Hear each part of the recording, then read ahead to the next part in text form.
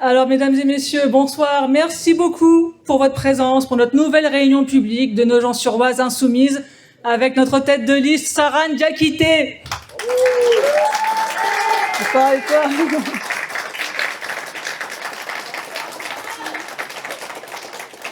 Voilà. Ce soir, on va vous parler de la jeunesse, principalement, et de l'enfance, de la petite enfance. Et pour ça, on est très heureux d'accueillir le député du Val-de-Marne, Louis Boyard.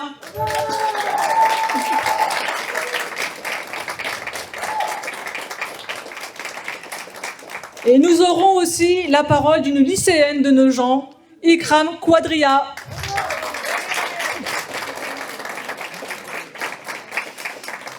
Alors d'abord, je tiens à remercier tous les camarades qui ont préparé la salle, qui ont organisé, qui ont collé des affiches, comme toujours, hein. On est toujours fidèles au poste, à la France Insoumise, pour travailler dur. Merci. Je veux saluer la présence aussi de nos camarades de Creil, qui sont en campagne également, avec Omar Yacoub. Il est là.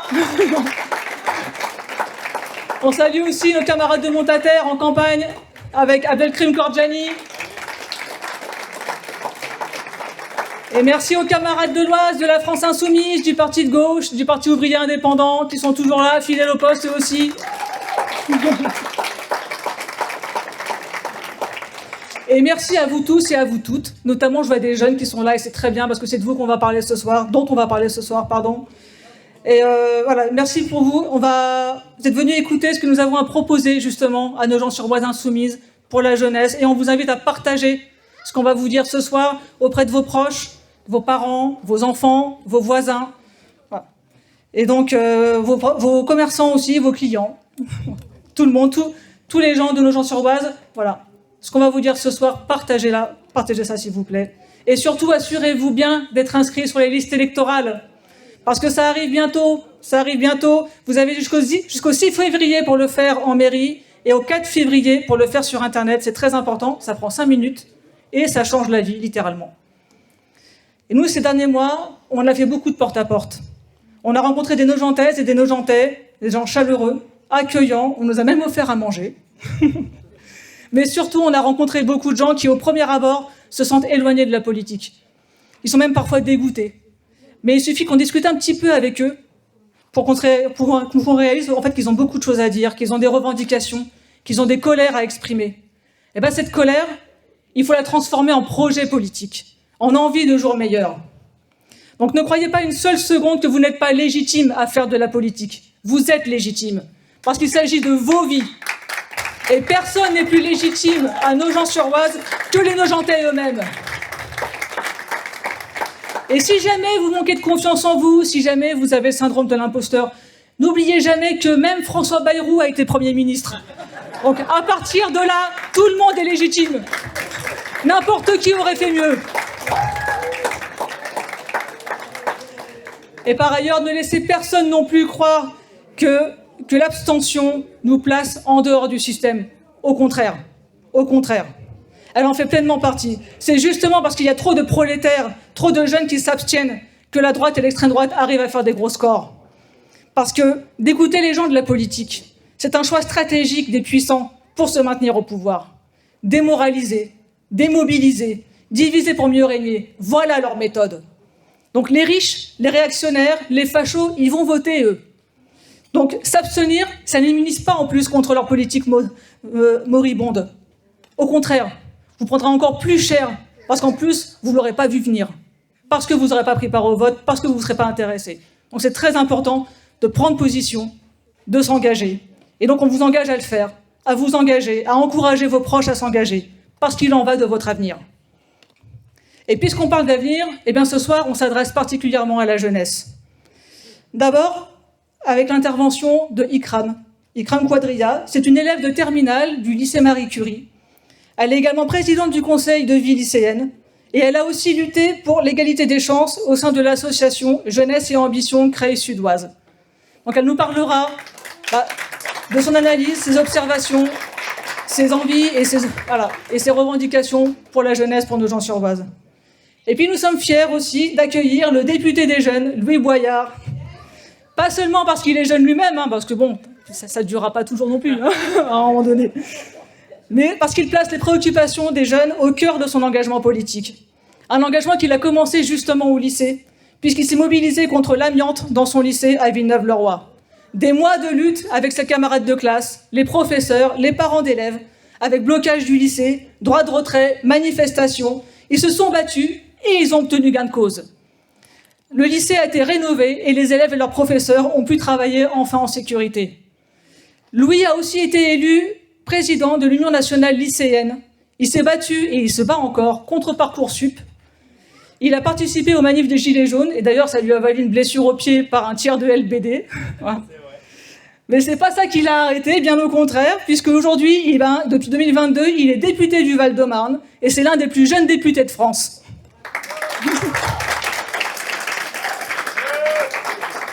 Et aujourd'hui, Louis, il continue de travailler pour la jeunesse de ce pays, puisque c'est ici, dans le bassin creillois, à Creil précisément, qu'il a démarré sa tournée nationale des lycées il y a 3 mois, pour recueillir les doléances des lycéens et en faire des propositions de loi en fonction de leurs réponses. Ça a commencé, je pense qu'il pourrait le détailler lui-même tout à l'heure. D'ailleurs, tu avais dit que tu reviendrais, tu as tenu parole. Ça, c'est le travail sérieux d'un jeune homme et d'un élu du peuple qui n'a pas cédé à ceux qui veulent nous faire croire que lutter ne sert à rien. Au contraire, c'est justement parce que la lutte paye que nos adversaires veulent nous en dissuader. Et à Nogent-sur-Oise, avec la France Insoumise, on a la même détermination pour l'avenir de la ville. La jeunesse, l'enfance, c'est une des priorités absolues de notre programme. Sarane Diakité, elle vous détaillera elle-même nos propositions lors de son discours. Et du coup, permettez-moi de vous la présenter. Sarane Diakité, elle a élevé ses 4 enfants, ainsi que plusieurs de ses nièces. Elle a été joueuse puis entraîneuse de handball, aussi bien auprès des jeunes que des adultes. Elle a également créé la première équipe nationale féminine de handball au sein de la SNCF, où elle travaillait. Donc ça en dit long sur son engagement, sur son abnégation. Sarane, elle ne cessera jamais de se battre, tant qu'il y aura à Nogent un enfant, un adolescent ou un jeune adulte en souffrance ou en perdition. Car une société qui maltraite ses enfants est une société malade. Il n'y a ni fatalité, ni budget impossible qui puisse justifier que l'on renonce à prendre soin de notre jeunesse. Donc ne croyez pas une seule seconde que Sarane baissera les bras. D'abord parce que le sujet est trop important, il s'agit de nos enfants. Ensuite, parce que Sarane, elle a été à bonne école. Elle s'en vante pas, mais elle est la fille de feu le colonel-major Issa Diakité, qu'elle a accompagné tout au long de sa carrière, lorsqu'il était sous-préfet, puis préfet, préfet de région, ministre de l'Intérieur, ministre de la décentralisation et de l'administration du territoire en Côte d'Ivoire. Très jeune, Sarane, elle a fait ses armes à ses côtés, en lui relayant les préoccupations et les difficultés des habitants. Alors, elle n'a pas hérité de son bord politique, parce qu'il était de droite et elle était de gauche, mais elle a hérité de sa droiture, de son honnêteté, du respect de la parole donnée, du sens du sacrifice et de l'intérêt général. Donc avec Sarane Diakité comme maire, les jeunes Nogentais auront la certitude de compter et de voir émerger des solutions construites pour eux et avec eux. Et pour cela, je vous demande désormais d'applaudir Ikram Quadria.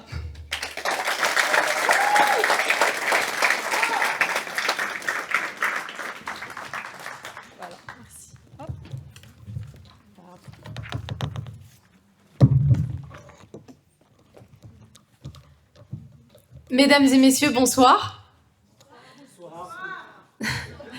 Donc, comme elle vous l'a dit, je m'appelle Quadria Ikram, j'ai 18 ans et je suis au lycée Marie Curie.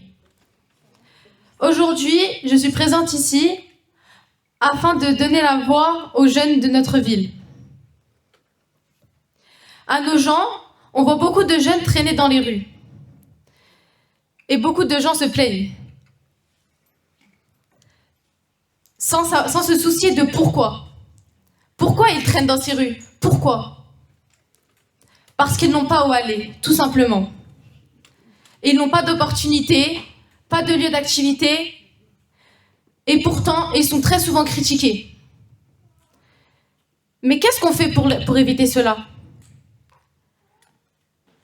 Dans un premier temps, je voudrais que on voit que à Nogent-sur-Oise, il y a très très peu de parcs, en fait d'endroits où les jeunes enfants peuvent sortir. Personnellement, j'habite au quartier des Aubiers, c'est pas très loin d'ici. Dans mon quartier, il n'y a pas de parc. Mon petit frère, quand il sort à côté de chez moi, près d'un trottoir, près de la route, où il n'y a pas de sécurité. À Nogent-sur-Oise, on ne se soucie pas de la sécurité des enfants? C'est ça?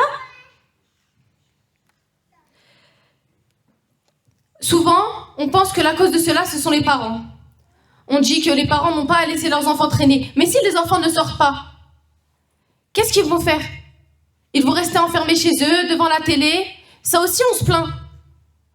Pourquoi ils restent devant la télé, ils jouent aux jeux vidéo toute la journée? Il faut savoir.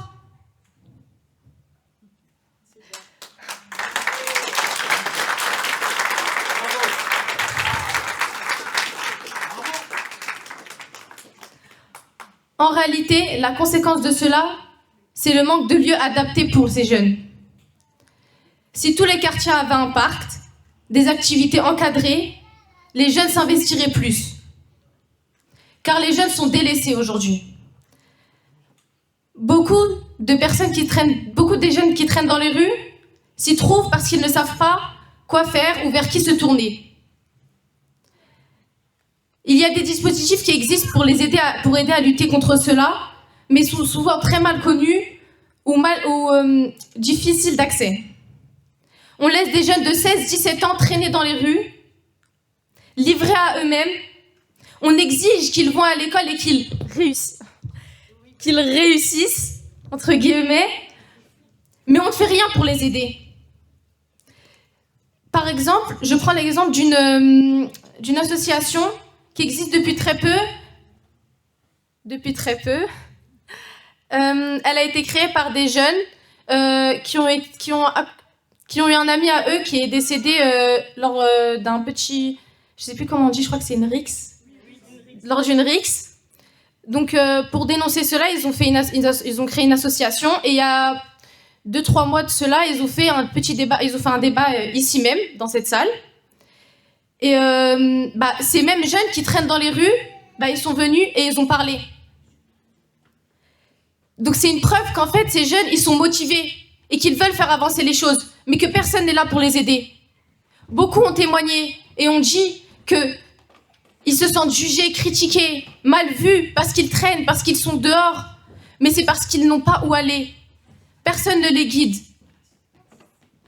Après le collège, on nous demande de choisir ce qu'on veut faire de notre vie. Si on veut aller en général ou en pro. Et c'est ce qui va définir ce qu'on va faire de notre vie.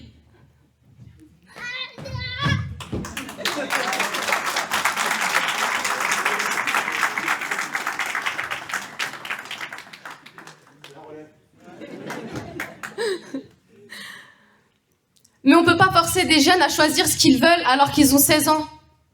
À 16 ans, on n'est pas conscient. On ne sait pas encore ce qu'on veut. C'est plus tard qu'on se rend vraiment compte.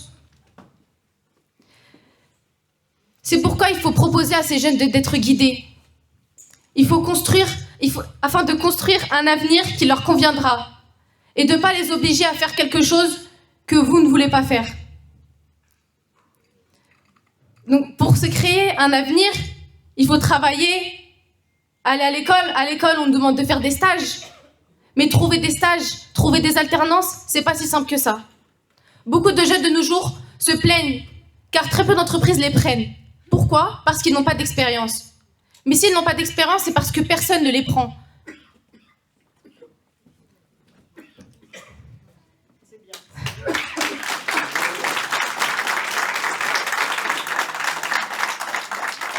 Alors ces jeunes abandonnent, ils arrêtent de chercher un travail, arrêtent d'essayer de lutter parce que ils n'ont pas. Donc on revient toujours à cette problématique que les enfants, que du coup ils traînent dans les rues. Ah, ils trouvent pas où aller, ils traînent dans les rues. Aussi, on les oblige à faire ce qu'ils n'aiment pas, parce que ils se disent, je suis né dans un quartier, je peux pas devenir ministre, je peux pas devenir député, je peux que travailler, je peux devenir mécanicien, c'est tout, avec mon statut. C'est pourquoi ils ont besoin d'être guidés et ils ont besoin d'être motivés. On a besoin de leur montrer qu'ils sont capables. On est tous capables car on est tous égaux.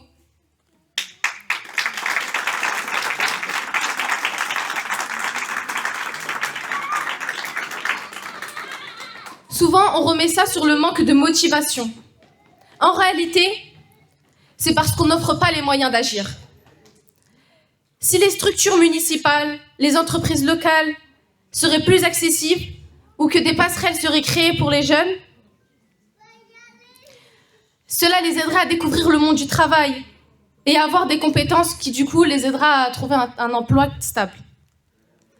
Si je prends l'exemple, par exemple, de l'animation, personnellement, je suis titulaire du BAFA. Donc, j'ai payé la formation qui coûte en tout 800 €. Sauf que tous nos jeunes n'ont pas l'argent pour payer cette formation. Certaines villes proposent que cette formation soit gratuite. Par exemple, la ville de Montataire. Nous, il faut la payer. Et ensuite, quand on l'a, il faut travailler. Mais on n'est pas pris. Pourquoi? Parce qu'on prend souvent les mêmes personnes. On prend des personnes qui sont expérimentées. Sauf que nos jeunes, eux, le sont pas. Ils viennent de commencer. Voilà. Rue remplie de jeunes, c'est ce que beaucoup d'adultes disent. Mais il faut regarder ce que l'on fait pour leur donner une place active dans la vie de la ville. Si on aide cette jeunesse qui nous succédera, c'est comme ça qu'on avancera. Les jeunes veulent travailler, créer, contribuer, mais pour ça, il faut leur ouvrir des portes. Toutes ces situations sont liées, le manque de lieux, d'accompagnement, tout ça, ce sont des causes du comportement que certains jugent,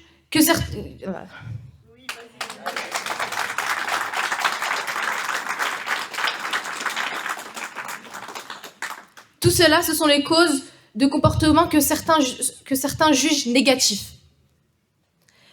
Mais ce sont peut-être que la conséquence d'un manque d'action, un manque d'opportunités qu'il faut donner aux jeunes afin de s'épanouir. Pour assurer un avenir à la ville, il faut donner aux jeunes des perspectives, des lieux, des occasions, que de se contenter de les critiquer pour ce qu'ils deviennent. Investir dans nos jeunes, c'est investir dans nos gens et investir dans demain. Nous ne demandons pas l'impossible, nous demandons simplement que la jeunesse soit considérée, accompagnée et valorisée, afin qu'elle contribue positivement à l'avenir de la ville.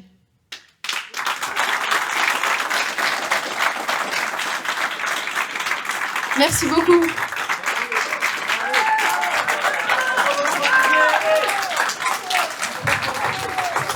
Bravo Ikram. La relève est assurée. Bravo à toi.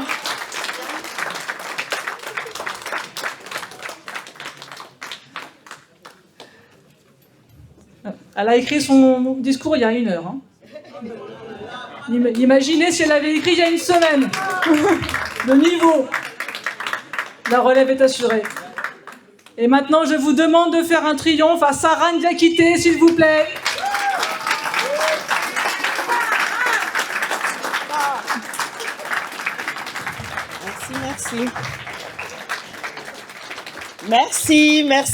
Merci à tous.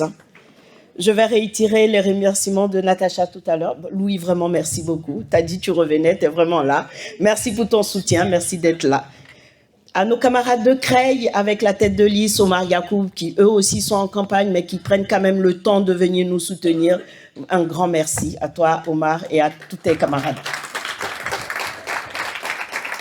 À nos amis de la boucle départementale, à tous les insoumis de l'Oise qui viennent, qui font le déplacement même de Noyon, de Beauvais. Vraiment un grand merci.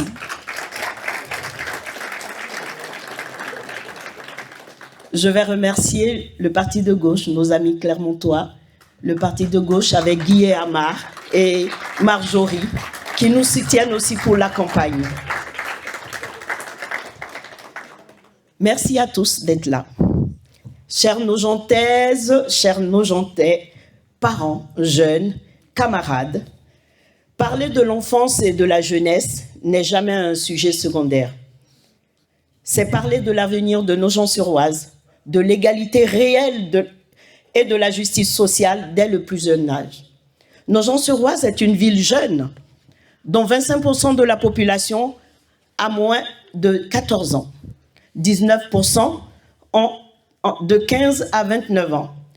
Les moins de 30 ans représentent donc 44% de la population, soit près de 9 500 habitants sur les 22 000 que compte notre commune. Cela concerne les 7 groupes scolaires et les 2 collèges Berthelot et Herriot, dont le classement en établissement prioritaire est attaqué actuellement par le ministre du gouvernement Macron. Le lycée Marie Curie, qui rayonne dans la région, propose des formations du CAP aux classes préparatoires qui forment aux métiers en tension de l'industrie et des laboratoires. La liste France Insoumise que je représente, bien sûr, sera un soutien attentif et aux côtés des personnels pour défendre un grand service public de l'éducation. Aujourd'hui, trop de familles sont confrontées à des difficultés majeures pour faire garder leurs enfants, pour se soigner, se déplacer ou simplement vivre dignement. Et là encore, ce sont les enfants et les jeunes qui subissent en premier les conséquences des politiques d'abandon des services publics, comme les 3 crèches de la ville qui sont passées actuellement en gestion privée. Il faut que les inquiétudes des familles pour leurs enfants cessent. Inquiétude pour l'école, inquiétude pour l'orientation, inquiétude pour l'emploi, inquiétude pour le logement et pour l'avenir climatique. À Nogent-sur-Oise comme ailleurs, la précarité touche durement les familles. Et ce sont souvent les plus jeunes qui en paient le prix. Dans nos écoles, nos collèges, nos lycées, nous voyons des classes surchargées, un manque de moyens pour l'accompagnement scolaire, des parents démunis face aux difficultés, des professeurs manquants. Nous voyons des jeunes qui veulent étudier, travailler, s'engager, mais à qui l'on ferme trop souvent les portes. Pour Nogent-sur-Oise Insoumise, l'enfance, la jeunesse ne sont pas un coût. Ce sont une richesse, un investissement pour un meilleur avenir. Nous défendons une ville où chaque enfant a droit à une école publique forte, à des activités culturelles et sportives accessibles, à une restauration scolaire de qualité, à des espaces sûrs pour grandir et s'épanouir. Nous défendons une ville qui croit en sa jeunesse, une jeunesse qui a droit à une formation, à un emploi digne, à une mobilité améliorée, à un logement accessible, à des lieux pour se retrouver, créer, débattre et participer aux décisions. Alors nous, insoumis, nous allons encourager l'engagement des jeunes dans les instances municipales. Nous allons promouvoir des ateliers de débat, d'initiatives citoyennes ou de comités de quartier avec une place importante pour les jeunes.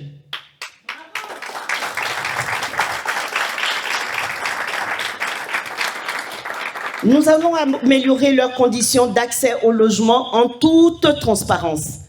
Nous allons les accompagner, ces jeunes en situation de précarité économique ou sociale.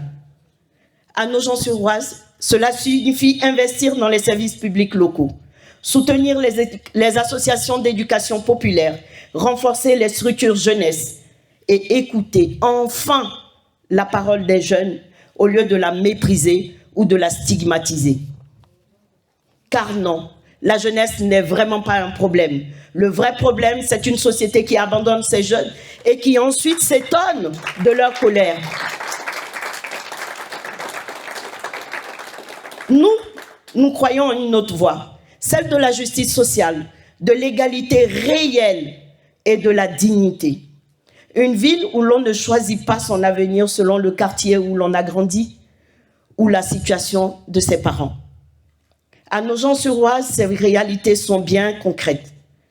Dès la petite enfance, nous affirmons une exigence forte.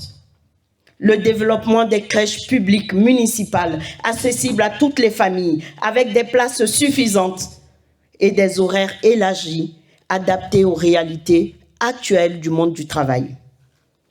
Nous aurons des équipes formées, reconnues et correctement rémunérées. Parce que prendre soin de nos enfants est un métier essentiel.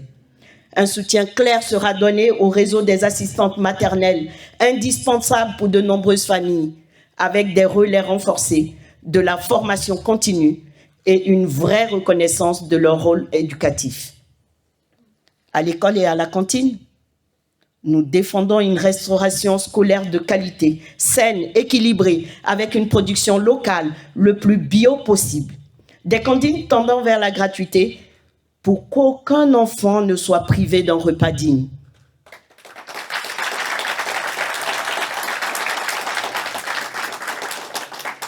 Des moyens humains suffisants dans les écoles pour accompagner les élèves et surtout nos élèves en situation de handicap.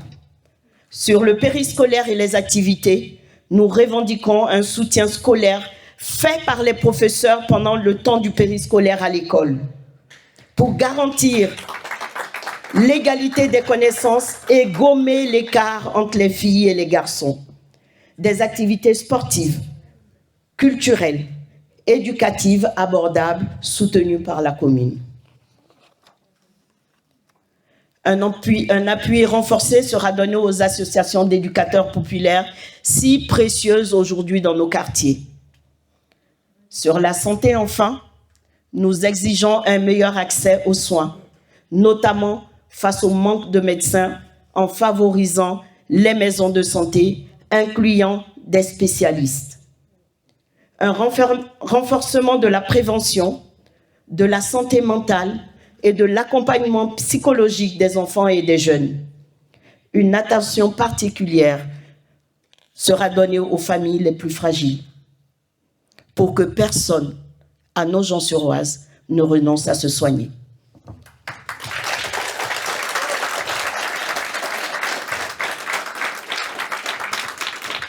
Pour Nogent-sur-Oise, l'enfance et la jeunesse ne sont pas une ligne budgétaire à réduire.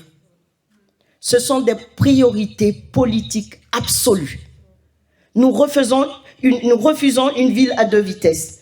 Nous voulons une ville qui protège ses enfants, soutient ses parents, respecte ses professionnels et fait surtout confiance à sa jeunesse.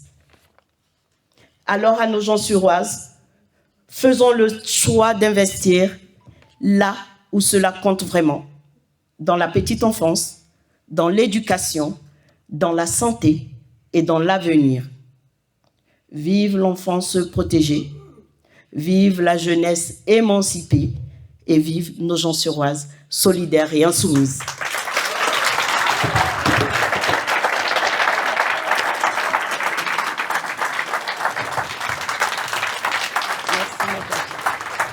Merci Sarane.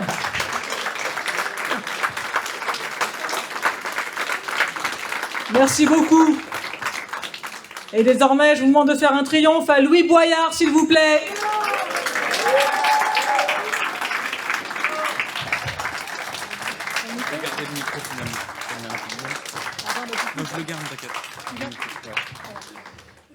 Bonsoir, merci beaucoup pour cet accueil. J'entendais à plusieurs reprises des gens qui disaient « il avait promis qu'il reviendrait, il est revenu ». Bon, ça m'étonne pas, d'habitude les élus mentent toujours. Et maintenant, depuis qu'il y a des élus insoumis, les gens viennent nous voir en disant « on comprend pas, vous tenez vos engagements ». Et oui les amis, ça sert à quelque chose de voter dans ce pays. Et je suis déjà passé à Creil et je suis très content de participer à cette soirée et je peux vous dire que pour l'Oise, je suis très optimiste pour la France insoumise. Notamment quand il s'agit de Nogent-sur-Oise. Parce que, n'en déplaise à certains qui seront très en colère de ce que je vais dire, c'est-à-dire la droite, Nogent-sur-Oise est une ville insoumise. 45% à l'élection présidentielle, 34% aux élections européennes. Et c'est pour ça que quand je dis que Sarane sera la future maire de Nogent-sur-Oise, je le dis parce que des milliers de personnes ont voté pour que des gens comme Sarane soient aux responsabilités pour diriger la ville de Nogent-sur-Oise. Nous partons pour la gagne sur cette campagne. Et cette élection arrive dans un moment qui est particulier, dans un contexte national, un moment où Macron se maintient au pouvoir coûte que coûte, alors que plus personne ne veut de ce président de la République dans le pays. Qu'est-ce qui est arrivé de bon depuis l'élection présidentielle de 2022 ? Une succession de premiers ministres à la chaîne. Alors, quand on en fait les noms, c'est toujours rigolo. On avait d'abord commencé par Elisabeth Borne. Vous vous rappelez, la dame des 49.3 et de la vapoteuse. Puis après est arrivé Gabriel Attal, dont on retient au court passage à Matignon la polémique sur la baya et les TikTok qui n'ont servi à rien. Je pourrais aussi vous parler de Barnier, qui est réputé pour son inutilité. Paraît-il, est-il arrivé comme un sauveur après que nous ayons gagné les élections. Il est arrivé, il a prétendu faire le budget, il s'est cassé la tête 3 mois plus tard. Voilà qui nous a accouché de Bayrou. Je pourrais en parler des heures, mais on en retiendra Burger King et Betaram. Et enfin, le Cornu. Alors, le Cornu, je pourrais vous en parler 14 heures, c'est-à-dire la durée de son premier mandat, et je m'étalerai encore davantage sur le Cornu 2. Tout ça pour vous dire que depuis l'élection présidentielle, c'est une farce. Je vous en parle en rigolant, et très sincèrement, c'est plus ou moins tout ce qui nous en reste. Mais en vérité, je sais que c'est douloureux, pour vous comme pour moi. Parce que on reconnaît pas notre pays. On parle depuis la France. On a une haute estime de la République. On a une haute estime de notre peuple. On a une haute estime de la stabilité de nos institutions, même si nous ne sommes pas d'accord avec la Constitution de la Ve République. Et je veux qu'on se rappelle que dans ce moment où ces gens nous ont ridiculisés, il y a eu des moments dans lesquels le peuple a été glorieux. Oui, peut-être qu'on n'a pas encore réussi à faire partir cette oligarchie qui nous fait honte. Mais enfin, mes chers amis, rappelez-vous de tout ce qu'on a fait depuis que ces gens sont là. Rappelez-vous de combien de fois le peuple est intervenu et à quel point il a changé la société.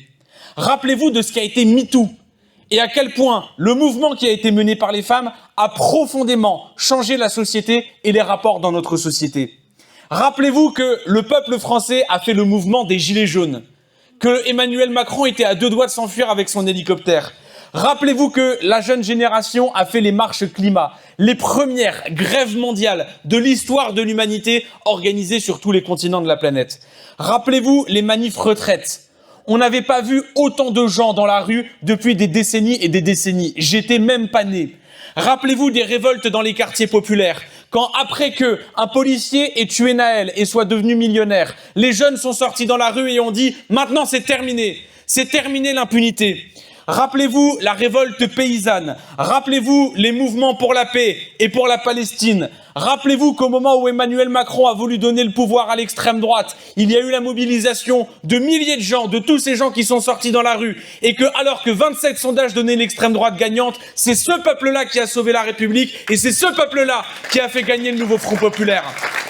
Oui, nos dirigeants nous font honte, mais quand je regarde le passé, je peux le dire haut et fort. Je suis fier du peuple français et vous pouvez être fiers du peuple français. Voilà à quoi sert une élection municipale.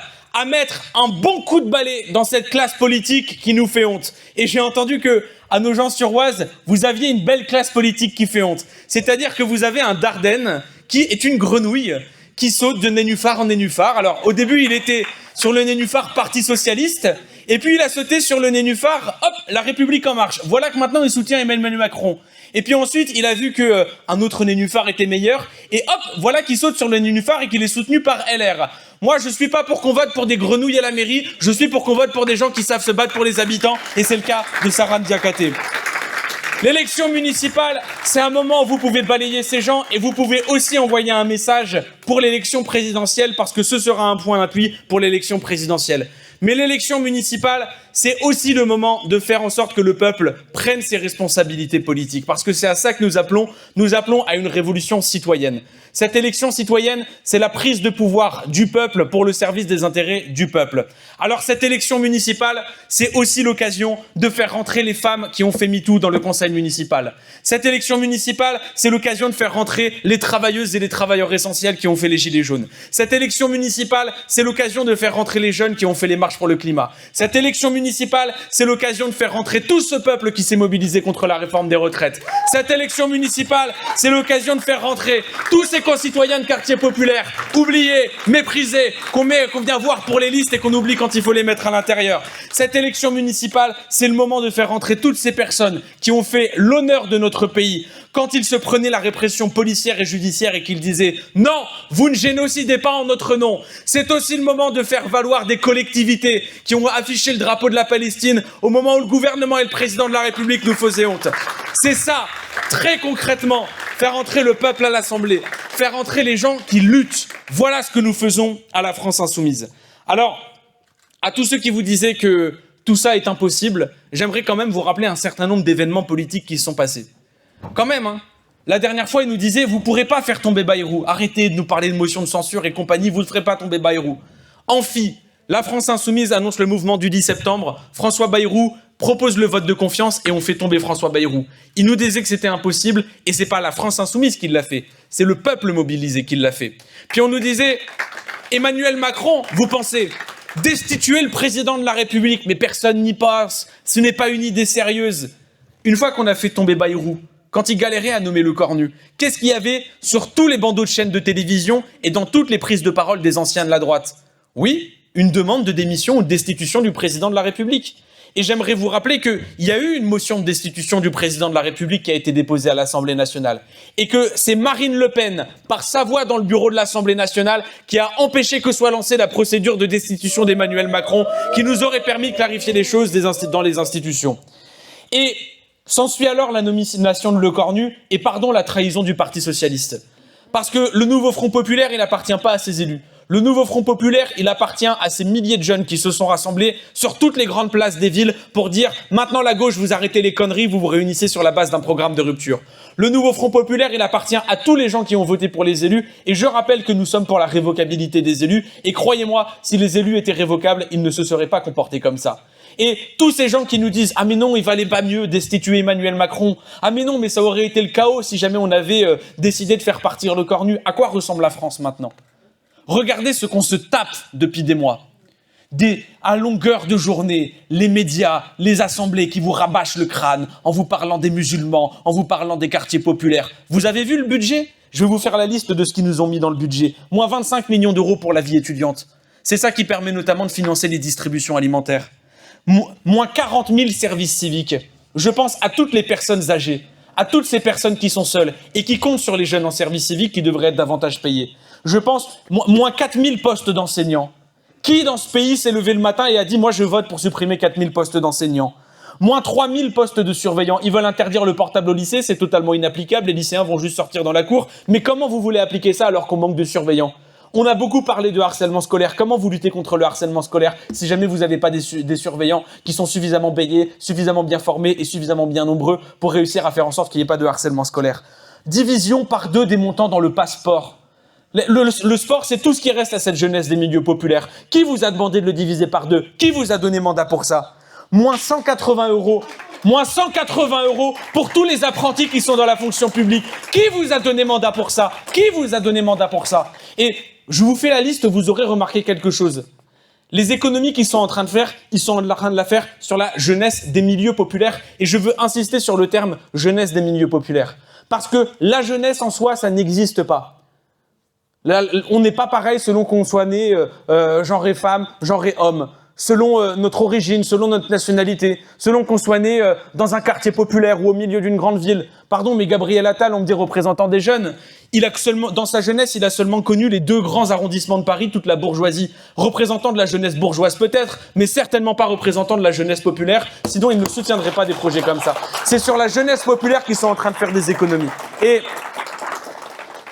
vous l'avez très bien dit, si on fait de la politique, c'est avant tout pour la jeunesse. Parce que nous sommes un peuple qui a une grande culture politique et une grande culture historique. Et je sais que c'est quelque chose qui vous traverse régulièrement le crâne. C'est de vous dire, c'est impressionnant de voir comment ce qui se déroule durant les années 2020, 2021, 2022, 2023, 2024, 2025, 2026, c'est impressionnant de voir comment tous les mécanismes qui ont structuré le XXe siècle et ses atrocités, c'est impressionnant de voir comment ces mécaniques sont en train de se répéter. L'inflation, le travail à temps partiel, le chômage, travailler pour un SMIC et pas pouvoir payer les factures, faire les courses ou pouvoir payer le loyer, les jeunes qu'on a enfermés dans l'apprentissage, des gens qui ont une formation hautement qualifiée dans la voie professionnelle ou dans le supérieur, qui ont fait des études très techniques, très compliquées et qui, une fois qu'ils ont réussi à trouver du boulot, parce que c'est pas tous les jours qu'ils trouvent du boulot, arrivent même pas à joindre les 2 bouts. Et plus les années passent, plus l'inflation est en train de ronger nos vies. C'est une angoisse. Et on sait que les choses, elles vont empirer. On n'imagine pas de bonnes perspectives. Et, est-ce que c'est normal qu'une AESH soit payée 900 euros par mois ? Est-ce que c'est normal qu'une caissière soit payée 1400 euros par mois ? Est-ce que c'est normal qu'un agent d'entretien soit payé 1100 euros par mois ? Et j'aimerais poser une question, qui est une question politique et philosophique. Comment se fait-il que plus vous êtes indispensable, moins vous êtes payé ? Mais plus vous êtes inutile à la société, plus vous êtes payé. comment ça se fait que les parasites qui consistent à être les 53 milliardaires qui possèdent autant que la moitié de la population française aient vu leur fortune doubler depuis qu'Emmanuel Macron est président de la République et que les essentiels, eux, par rapport à l'inflation, aient vu leur salaire doubler? Comment est-ce que ça est possible? Et je vais vous donner une réponse très simple. Ça s'appelle la lutte des classes. Tout ça est réfléchi, organisé, méthodiquement, conscient, organisé politiquement. Je les vois à longueur de journée, les macronistes. Ne croyez pas que ce sont des gens stupides et déconnectés de la réalité. Ils ne sont pas seulement ça. Ce sont aussi des gens qui défendent un projet politique qui est celui de dire si jamais vous êtes riche, c'est parce que vous le méritez. Si jamais vous êtes pauvre, c'est parce que vous le méritez. Et de lors qu'on leur rappelle que tous les gens qui sont milliardaires dans notre pays sont des héritiers, ils nous disent ça tombe bien, nous aussi les députés de la République En Marche, on est des héritiers et on préfère conserver le système comme ça. Donc oui, le combat qu'on est en train de mener, c'est une lutte des classes. Et c'est parce qu'il y avait cette lutte des classes à l'époque que vous aviez eu la bourgeoisie qui a soutenu l'extrême droite. Et quelle solution a trouvé la bourgeoisie pour relancer l'économie à l'époque, durant le XXe siècle, au moment où vous aviez l'inflation, au moment où vous aviez le mouvement ouvrier qui montait? Ils ont choisi de relancer l'économie par l'armement. Et c'est précisément ce que nous sommes en train de voir aujourd'hui. Parce que vous avez donc les États-Unis d'Amérique qui sont arrivés et qui ont dit « Écoutez, on va vous mettre des droits de douane si jamais vous augmentez pas le budget de votre armée. » 5% de notre PIB. 5% de toute la richesse du pays doit être consacrée à aller acheter des armes et notamment la moitié qui sont des armes américaines. Nous devons acheter 700 milliards d'euros de gaz américain, du gaz de schiste le plus polluant. Qui ici peut croire qu'on va encore tenir les objectifs de 3 degrés, les objectifs de 1,5 degré de réchauffement climatique? On sait déjà qu'on respectera pas les accords de Paris. Et qu'est-ce qu'ils se disent? C'est pas grave, c'est un problème pour la génération suivante. On a 600 milliards d'euros d'investissement qu'on est obligé de donner aux États-Unis parce que sinon ils nous mettaient des droits de douane. Et c'est là que vous avez le seul budget en augmentation dans le budget de Lecornu, c'est-à-dire le budget de l'armement. Inflation, relance économique par l'armement. Et en même temps, qu'est-ce qu'on voit? L'impérialisme. Je vous ai raconté les droits de douane de M. Trump. M. Trump qui arrive et qui dit « Je vais vous mettre des droits de douane si vous augmentez pas le budget de votre armement ». Alors au début, ils sont arrivés, ils ont tous plié, patati patata. Voilà maintenant que Donald Trump veut le Groenland. Alors les Européens sont arrivés, ils ont dit « Ah non, il n'aura pas le Groenland ». Il a dit « Je vais vous mettre les droits de douane ». Ils ont dit « Il faut respecter le droit international, vous pouvez pas nous mettre des droits de douane pour le Groenland ». Puis vous avez vu Macron ? Alors bon, lui, il est réarrivé, ça fait plaisir de pas le voir. Les seuls endroits dans lesquels il est acclamé, c'est quand il va en Chine. Et là-bas, la foule l'applaudit, mais par contre, ça fait longtemps que je l'ai pas vu voir une foule en France. Et alors, vous avez Emmanuel Macron et Donald Trump qui arrivent, qui s'embrouillent, qui se font des petites piques. Vous avez même Emmanuel Macron qui a ses lunettes de Top Gun, qui essaie de faire le mec intelligent et intéressant. Et donc, il essaie de montrer, il tient tête à Trump en disant le respect du droit international. Ah ouais, vous avez les lunettes de Top Gun, monsieur le président de la République? Ça aurait été super que vous ayez les lunettes de Top Gun au moment où il fallait s'opposer à Trump pendant le génocide à Gaza. Là, maintenant, vous invoquez le droit international quand il s'agit du Groenland, mais quand il s'agissait des Palestiniens, vous étiez main dans la main avec eux. Qu'est-ce qu'avait dit la France insoumise? Vous ne respectez pas le droit international, vous allez mettre le doigt dans un engrenage infernal, qui est celui de l'impérialisme vorace, qui a toujours caractérisé les États-Unis d'Amérique. Ils ont fait exploser le droit international. Ils ont laissé les Palestiniens mourir sous les yeux du monde, ont réprimé les peuples qui n'étaient pas d'accord avec ça. Et là maintenant, ils découvrent que les économies ralentissent, que tout est relancé par l'armement, qu'il n'y a plus de droit international. Voilà ce qu'étaient les mécaniques du XXe siècle qui nous ont menés à la ruine. Et quitte à parler des mécaniques du XXe siècle, il y en a une autre dont il faut parler. Le racisme, la haine, la division, organisée méthodiquement par une bourgeoisie qui assoit sa domination sur les gens qui portent notre pays. Il y en a qui disent « Oh, la France insoumise, ils draguent les musulmans ». Nous, on drague absolument rien du tout. Nous, on a une ligne politique, une cohérence politique, un programme politique, et on le tient coûte que coûte. À chacune et chacun de se retrouver dans ce programme. Et vous observerez que nous sommes les seuls à tenir tête. Ce sont des gens qui pensent que les musulmanes et les musulmans réfléchissent, vivent, ne votent que par rapport à leur religion. Il y a une forme de déshumanisation dans tout ça. Non, les musulmanes et les musulmans ne sont pas que des musulmanes et des musulmans. Ce sont aussi des pères, ce sont aussi des mères, des frères, des sœurs, des tantes, des tontons. Ce sont des gens qui ont un travail, ou qui sont au chômage, ou qui sont en études. Ce sont des gens qui ont des passions, ce sont des gens qui ont autre chose dans la vie. Et vous savez quoi? Tous les musulmans ne votent pas pour la France insoumise, et c'est bien leur droit. En revanche, il y en a beaucoup qui comprennent très bien ce qui est en train de se passer, quelle que soit leur religion. C'est que pour asseoir une division et une oppression dans le peuple par rapport à la lutte des classes, pour asseoir une domination et une division par rapport au réarmement, pour asseoir une division et une domination par rapport au non-respect du droit international, il ne leur reste qu'une seule chose, l'islamophobie. Et la France insoumise, comme les musulmanes et les musulmans, vous disent avec solennité, nous voulons parler d'autre chose. Arrêtez de nous saouler avec ça. Nous en avons ras-le-bol que toutes les semaines on nous ramène de l'islam, qu'à chaque fois qu'on allume la télé on nous parle de ça. 31 000 fois, ils en ont parlé sur CNews en 4 ans. 31 000 fois. Arrêtez de nous saouler avec l'abaya. À ce moment où il a fait l'abaya, on aurait aimé qu'il parle plutôt de la rentrée scolaire absolument catastrophique qu'il a fait. Et je veux juste insister sur ce sujet. Oui, bien sûr, l'islamophobie, c'est une division dans le peuple, mais c'est aussi une domination. Parce que concrètement, il y a des femmes qui le vivent. Et j'ai des lycéennes qui viennent me voir et qui me disent « je ne comprends pas ». J'ai une copine à moi, elle a exactement la même robe que moi. Mais parce que moi je suis maghrébine et parce qu'elle est blanche, elle on va dire que c'est une robe et moi on va dire que c'est un abaya. Ça concrètement j'appelle ça l'islamophobie d'État. Arrêtez de saouler les femmes voilées. Elles ne vous ont pas demandé comment est-ce qu'elles devaient s'habiller et personne ne vous demande de dire aux femmes comment est-ce qu'elles doivent s'habiller. Ils parlent de ça parce que c'est le seul recours qu'ils ont pour essayer d'étouffer le peuple. Et je sais que parfois vous pouvez vous dire, quand même c'est dur. Parfois on se sent seul. Parfois, on se sent écrasé. Parfois, on a même l'impression d'être un peu isolé dans le combat. Mais pourquoi est-ce qu'on se sent comme ça? Parce que le seul endroit dans lequel on peut avoir une représentation générale du peuple, c'est quoi? C'est les médias dominants. Quand est-ce que vous avez vu un ouvrier la dernière fois sur BFM TV? C'est quand la dernière fois que vous avez vu une maman de quartier populaire sur CNews? C'est quand la dernière fois que vous avez vu un professeur sur le journal de TF1? À longueur de journée, sur les plateaux de télévision, on a des vieux bourgeois de droite qui prétendent parler pour une France qui n'est pas remplie de vieux bourgeois de droite. Mes amis, nous sommes plus nombreux qu'eux. Ils cherchent à vous faire croire que vous êtes moins nombreux, mais nous sommes plus nombreux qu'eux. Et à la seconde où nous arriverons au pouvoir, vous pouvez me croire, on fera tout pour démonter ce projet. Ce ne sera plus possible pour un milliardaire de détenir un média à lui tout seul. Ça en sera fini de la concentration des médias et croyez-moi, vous verrez plus souvent le peuple à la télévision.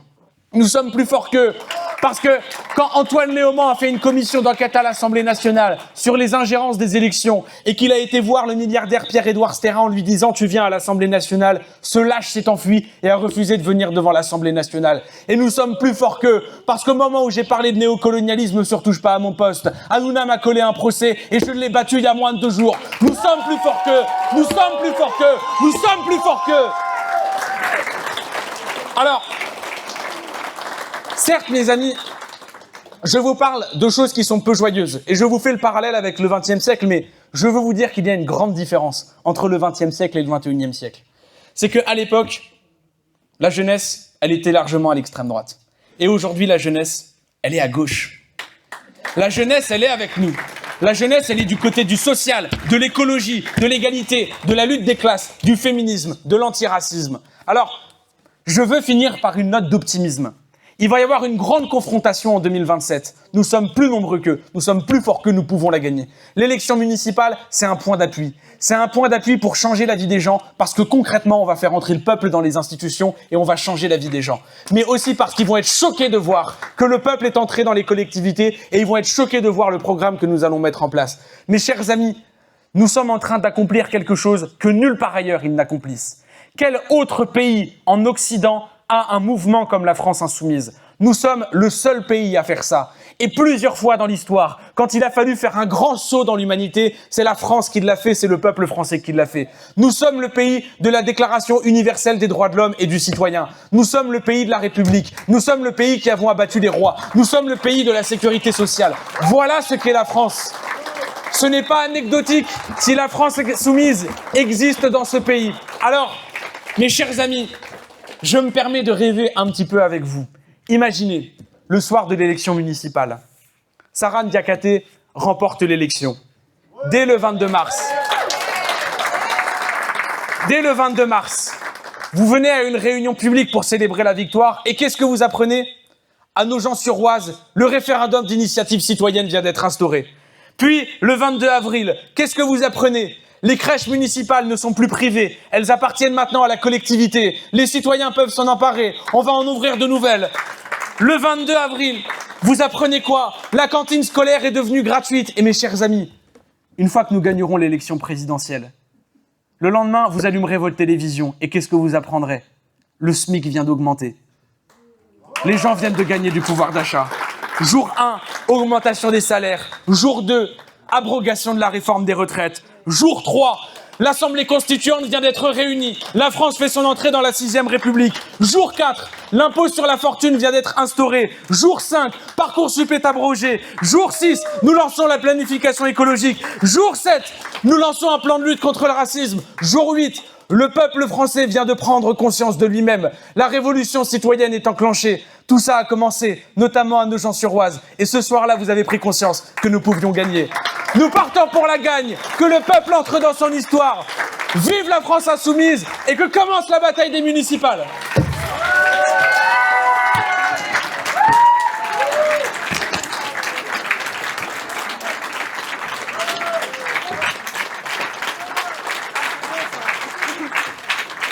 Avec grand plaisir. Les copains. J'invite les camarades de Nogent-sur-Oise Insoumise à nous rejoindre sur la scène, s'il vous plaît. Pour la traditionnelle marseillaise et internationale. Ouais.